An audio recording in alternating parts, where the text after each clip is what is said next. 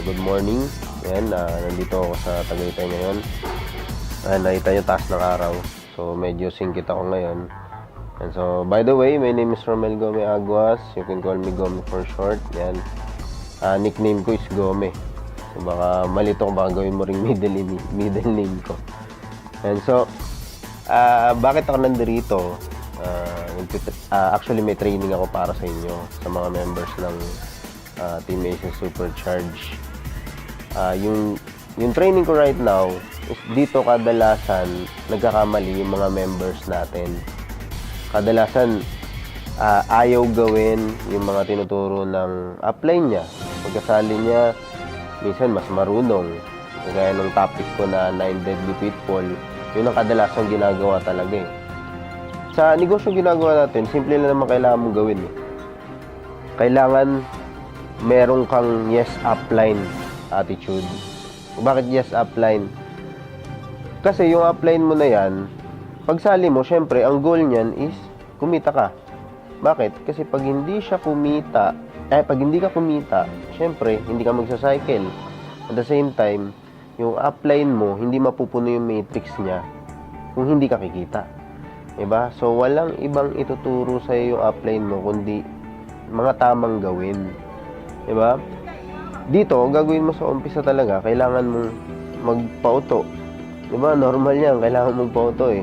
Sabi na upline mo, mag-tag ka. Sabi na upline mo, mag-training ka. Sabi na upline mo, panoorin mo yung mga video, mag-subscribe ka sa Supercharge system para makareceive ka ng mga daily task natin. Kailangan mo sundin yun eh. Diba? Minsan kasi, kaya nahihirapan din tayong makinig kasi meron tayong tinatawag na pride, di ba? Kailangan binababa mo yung pride mo eh. Hindi yan nakakatulong para kumita ka, di ba? Hindi mo rin yan mapapakain sa pamilya mo, di ba? Pride, subukan mong pakain yan. Tingnan natin di bumula bibig ng pamilya mo, di ba?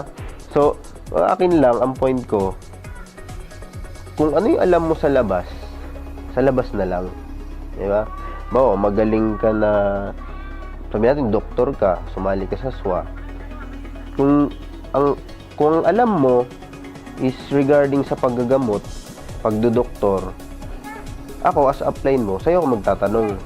Di ba? Pero sa negosyong ginagawa natin, this Supreme Wealth Alliance, network marketing, online business, kanino ka makikinig? Doon sa upline mo. So, pag may inutos sa'yo, may pinagawa sa'yo, pagkasali mo, mag-yes upline ka lang. Diba? Hindi na yung tip mo, baka mamaya i-chat mo pa, yes upline. Okay na yung gawin mo yung tinuro niya sa'yo, gawin mo yung inutos sa'yo. Diba? Kung gusto mo mag-fail sa negosyong ginagawa natin, napakadali lang kung gusto mag-fail. Sagot mo lagi, no upline. Diba? Pero kung gusto maging successful, yes upline. Gawin mo yung mga dapat gawin, ibigay mo yung best mo.